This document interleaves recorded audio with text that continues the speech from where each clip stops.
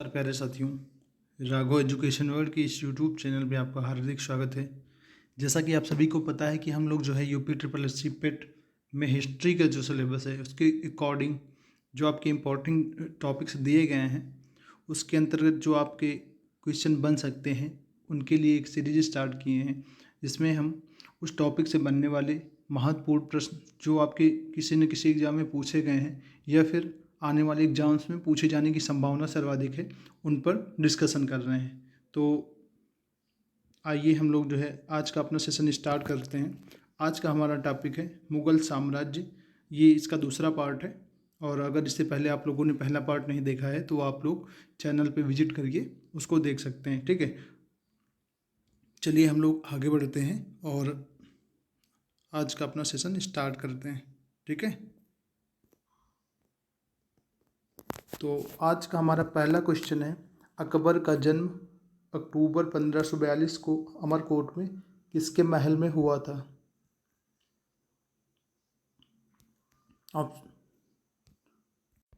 हमारे ऑप्शन है राणा वीरशाल, बी शाह हुसैन शाह तहमास्प, सी शाह हुसैन, डी मालदेव। तो हमारा राइट ऑप्शन यहाँ हो जाएगा राणा बीरसाल के महल में जो है अकबर का जन्म हुआ था अक्टूबर 1542। याद रखिए कब? 15 अक्टूबर 1542 को अमरकोट में हुआ था। ठीक है, राणा बीरसाल के महल में। ओके, तो चलिए यहाँ पे हम लोग थोड़ा सा अकबर के बारे में जान लेते हैं। ठीक है, तो अकबर का सबसे पहले हम लोग जान लेते हैं बचपन का नाम क्या था। बचपन का नाम, अकबर के बचपन का नाम था बदरुद्दीन। क्या नाम था? बदरुद्दीन। ठीक है, याद रखिएगा आप लोग। ठीक है, और बात करें इसके पूरा नाम की तो इसका जो पूरा नाम था जलालुद्दीन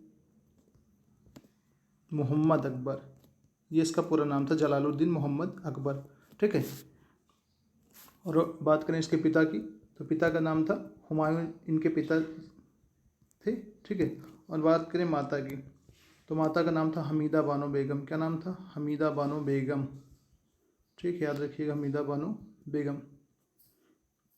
ठीक, और अकबर के बारे में कहा जाता है कि अकबर जो है पढ़ा लिखा शासक नहीं था, ये निरक्षर था। ठीक है, तो इसमें हम लोग ने अकबर के बारे में जो इम्पोर्टेंट फैक्ट हैं उनको देख लिया है। चलिए हम लोग नेक्स्ट क्वेश्चन की तरफ मूव करते हैं, और हमारा सेकंड क्वेश्चन है, 13 वर्ष की आयु में अकबर का राज्याभिषेक किस स्थान पर, ये स्थान पर हो जाएगा, स्थान पर हुआ था। ठीक है, ऑप्शन है आपका सरहिंद, बी आगरा, सी कालानौर, डी दिल्ली। तो राइट ऑप्शन यहाँ हमारा हो जाएगा कालानौर। यहाँ पे अकबर का राज्याभिषेक हुआ था। ठीक है, और बात करें इसका राज्याभिषेक तो इसका राज्याभिषेक बैरम खां जो इसका सेनापति था उसकी देखरेख में हुआ था, क्योंकि उस समय अकबर की आयु महज 13 वर्ष थी। तो उस समय जो है बैरम खां जो था इसका प्रधानमंत्री था, उसी की देख रेख में जो है इसका राज्याभिषेक हुआ। ठीक है, और अकबर ने जो है बैरम खां को खान ए खाना की उपाधि दी थी। याद रखिएगा आप लोग। ठीक है, और बात करें अकबर की तो इसका जो शासनकाल था 1556 ईस्वी से 1605 ईस्वी तक था। ठीक है, 1605 ईस्वी में अकबर की मृत्यु हो गई थी। ओके, चलिए इसके बाद हम लोग नेक्स्ट क्वेश्चन पे पढ़ते हैं आगे। हमारा अगला क्वेश्चन है, मुगल सम्राट बनने से पहले अकबर कहाँ का सूबेदार था? ठीक है, ऑप्शन है आपका गजनी, बी पंजाब, सी कालानौर, डी मालवा। तो हमारा राइट ऑप्शन यहाँ हो जाएगा पंजाब। अकबर जो है मुगल सम्राट बनने से पहले पंजाब का शासक था। ठीक है, पंजाब का, कहाँ का? पंजाब का।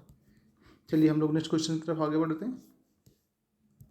हमारा नेक्स्ट क्वेश्चन है, अकबर ने एक सुविचारित नीति दीन इलाही या तौहीद इलाही का प्रारंभ किस वर्ष किया था? ठीक है, ऑप्शन है आपका 1570 ईस्वी, बी 1578 ईस्वी, सी 1581 ईस्वी, डी 1582 ईस्वी। तुम्हारा राइट ऑप्शन यहाँ हो जाएगा 1582 ईस्वी में अकबर ने दीन इलाही या तौहीद इलाही प्रारंभ किया था। ठीक है, और बात करें अब दीन इलाही जो अकबर ने स्थापित किया था, इसका मूल उद्देश्य क्या था? इसका मूल उद्देश्य जो था विश्व बंधुत्व की स्थापना करना। ठीक है, इसी पर्पज से जो है इसने जो है दीन इलाही धर्म स्थापित किया था। ठीक है, कब किया? 1582 ईस्वी में। और बात की जाए कि दीन इलाही धर्म को स्वीकार करने वाला उसका एकमात्र मंत्री कौन था, एकमात्र हिंदू कौन था, तो वो हो जाएगा आपका बीरबल। इसने जो है दीन इलाही धर्म को अपनाया था, ठीक है। और बात करें दीन इलाही धर्म जो था, इसका मुख्य पुरोहित किस को बनाया था अकबर ने, मुख्य पुरोहित बनाया था इसने अबुल फजल को, ठीक है, जो कि एक विद्वान था और अकबर के दरबार में रहता था, ठीक है, याद रखिएगा आप लोग। चलिए इसके बाद नेक्स्ट क्वेश्चन की तरफ आगे बढ़ते हैं। हमारा नेक्स्ट क्वेश्चन है, अकबर के विरुद्ध युद्ध करने वाली दुर्गावती कहाँ की रानी थी। ऑप्शन है आपका गढ़ कटंगा, बी मांडू, सी असीरगढ़, डी रामगढ़। तो हमारा राइट ऑप्शन हो जाएगा गढ़ कटंगा। यहाँ रानी दुर्गावती गढ़ कटंगा की शासिका थी, ठीक है। और बात करें रानी दुर्गावती की, तो इन्होंने जब इनका मुगलों से संघर्ष प्रारंभ हुआ, ठीक है, तो इनको जब लगा कि अब हम नहीं जीत सकते, तो इन्होंने आत्महत्या कर ली थी, स्वयं को ही मार डाला था, ठीक है। चलिए इसके बाद इस क्वेश्चन की तरफ आगे बढ़ते हैं हम लोग। अगला क्वेश्चन है हमारा, अकबर के समय आने वाला पहला अंग्रेज कौन था, ठीक है। ऑप्शन है आपका John Hawkins, B Thomas Munro, C Ralph Finch, D Peter Mundy. तो हमारा राइट ऑप्शन यहाँ हो जाएगा रॉल्फ फिंच। ये अंग्रेजों अकबर के समय आने वाला पहला अंग्रेज था, ठीक है, कैसा पहला अंग्रेज, ठीक है। चलिए आगे बढ़ते हैं हम लोग। हमारा नेक्स्ट क्वेश्चन है, सुलह ए कुल का सिद्धांत का प्रतिपादक कौन मुगल बादशाह था, ठीक है। ऑप्शन है आपका शाहजहां, बी अकबर, सी जहांगीर, डी हुमायूं। तो हमारा राइट ऑप्शन यहाँ पे हो जाएगा अकबर, ठीक।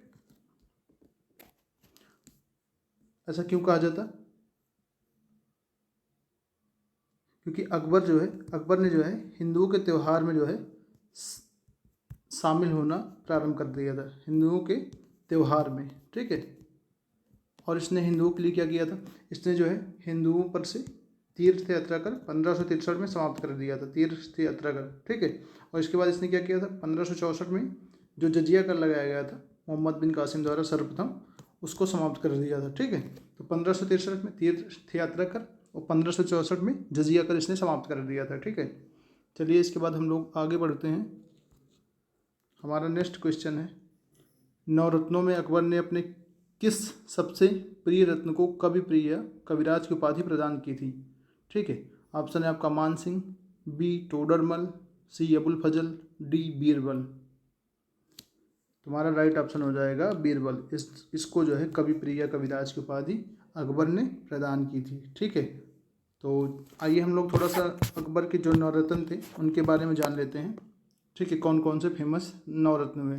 तो सबसे पहले था बीरबल, ठीक है, बीरबल। तो बीरबल जो है अकबर के सलाहकार थे, ठीक है, ये सलाहकार थे अकबर के सलाहकार, ठीक है।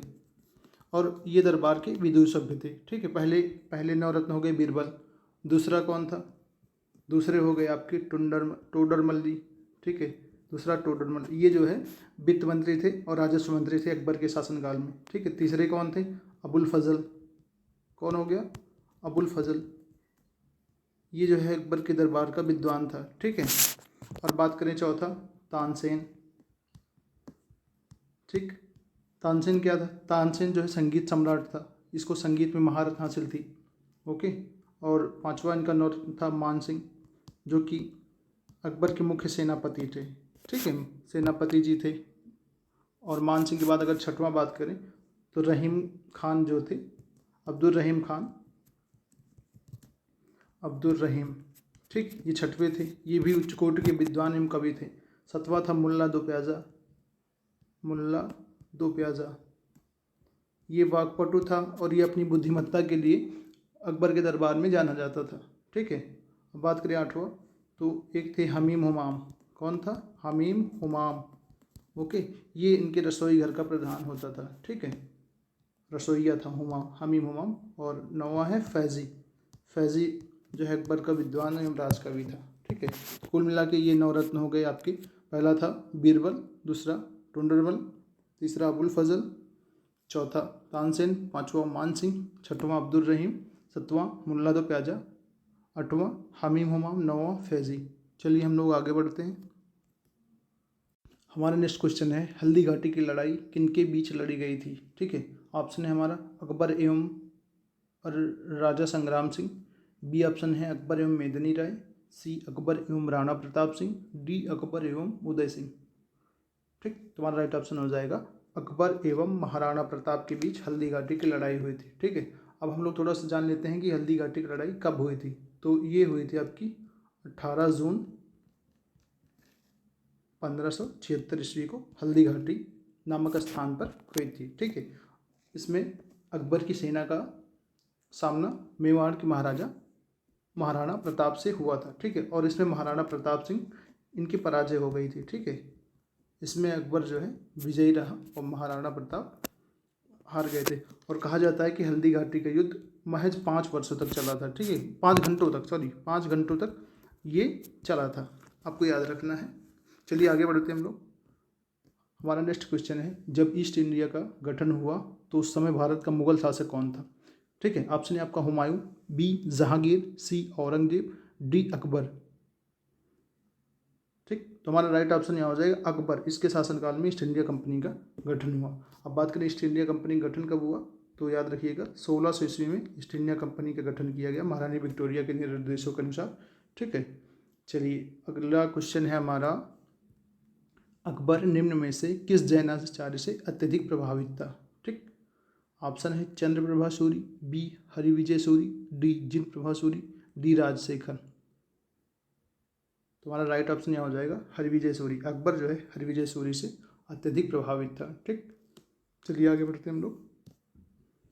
हमारा अगला क्वेश्चन है, पानीपत का द्वितीय युद्ध कब लड़ा गया। ठीक, ऑप्शन है आपका 5 नवंबर 1555 ईस्वी, बी 15 नवंबर 1556 ईस्वी, सी 5 नवंबर 1556 ईस्वी, डी 10 जनवरी 1556 ईस्वी।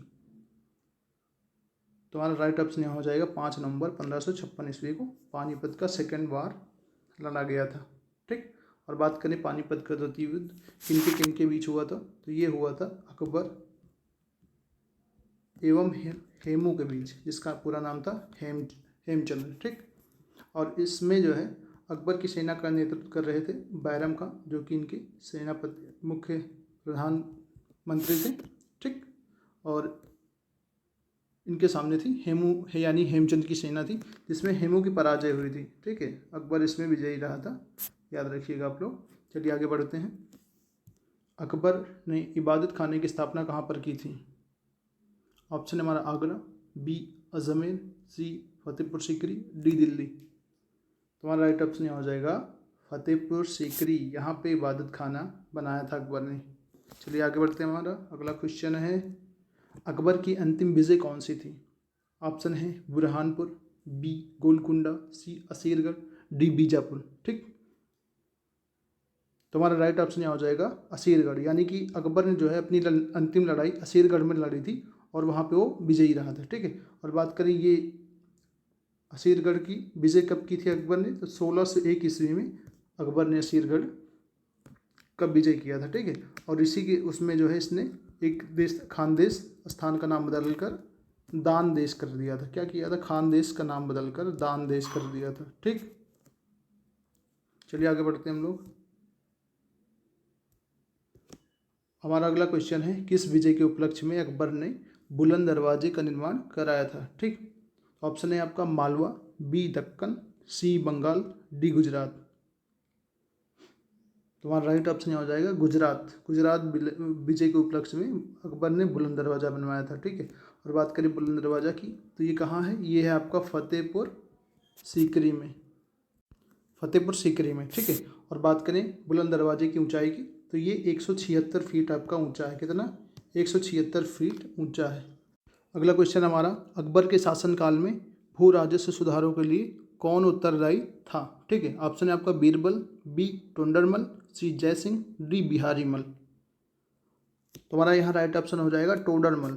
ठीक है, अकबर के शासनकाल में भू राजस्व सुधारों के लिए टोडरमल जिम्मेदार था, क्योंकि इसने जो है 1582 ईस्वी में टोडरमल बंदोबस्त एक जमीन व्यवस्था थी। ठीक है, जिसमें यह व्यवस्था भूमि की पैमाइश और उत्पादकता के आधार पर भूमि के वर्गीकरण पर आधारित थी। ठीक है, टोडरमल बंदोबस्त, ठीक है।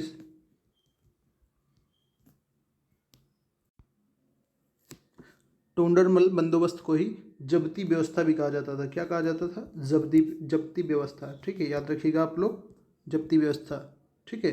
तो टोंडरमल बंदोबस्त एक प्रकार की लगान व्यवस्था थी, ठीक है, ठीक है, लगान व्यवस्था थी। कब हुई? 1582 ईस्वी में इसको टोडरमल लेके आया था, ठीक है। तो चलिए आगे बढ़ते हैं। तो आज का सेशन हमारा यहीं समाप्त होता है और आई होप आप लोग को वीडियो पसंद आया होगा, ठीक है। अगर आपको वीडियो पसंद आया तो लाइक शेयर सब्सक्राइब करना बिल्कुल ना भूलें। मिलते हैं आप लोगों से नेक्स्ट वीडियो में, तब तक के लिए स्वस्थ रहें, मस्त रहें, धन्यवाद।